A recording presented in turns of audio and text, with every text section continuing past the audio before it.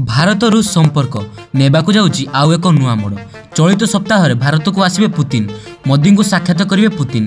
गुरुत्वपूर्ण आलोचना हेब दुहिंक मध्यरे। भारत सह बढ़िबो रणनैतिक संपर्क और सहयोग।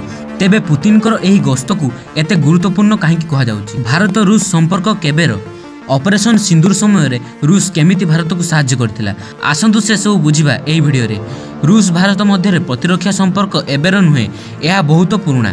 क्षेपणास्त्र ठारू आरंभ करी वायु प्रतिरक्षा प्रणाली, युद्ध विमान ठारू आरंभ करी इलेक्ट्रोनिक्स वार फेयर पर्यंत रूस इलेक्ट्रोनिक माध्यम भारत एक गुरुत्वपूर्ण भूमिका ग्रहण करिछि। 1970 रे भारतर वायुसेना को SAM-2 मिसाइल जगाइथिला रूस। सेहीपरि MiG-21, MiG-23, MiG-27, MiG-29, MiG-25 भली मिग सीरीज सबु एयरक्राफ्ट आमको रूस ठारू मिली।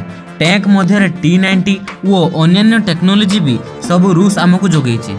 तेबे दीर्घ दशंधि पूर्वे रूस और भारत मध्य जो क्रेता विक्रेता संपर्क रही ताहा एबे सहयोग और सहभागितार परिणत होइछि। आउ एही सहयोगरे दुई राष्ट्र विकसित करिसंती ब्रह्मोस मिसाइल, जार ना भारत और रूस संपर्क मध्य उदाहरण उज्जवल भाव में दिया जाइछि। भारत ब्रह्मपुत्र नदी और मस्को नाम अनुसार एही मिसाइलर ना ब्रह्मोस रखाइथिला।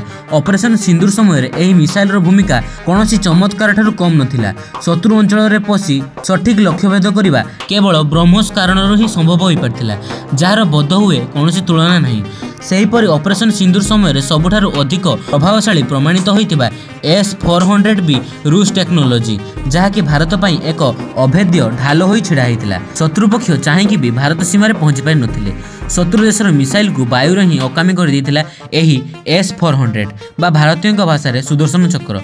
केवल स्थल किंबा वायुरे नुहे, दुई राष्ट्र बुड़ाजाहाज उपर मध्य एकाठी काम करिसंती, जहाँ भारतर सामुद्रिक सुरक्षा को भी सुदृढ़ करिछि। अन्य माध्यम परमाणु शक्ति ठारू आरंभ करी महाकाश अनुसंधान पर्यंत सबुथुरे दुई देशर सहभागिता रही। सेपटे बेपार वाणिज्य कथा हेबाकु गले अमेरिकार 50% टारिफ सत्वे रूस पाखरे तेल किणा जारी रखिछि भारत। एबे केवल सरकारी स्तर में नुहे, दुई देश मध्य घरोई शिल्प मध्य एक त्वरान्वित हेउछि।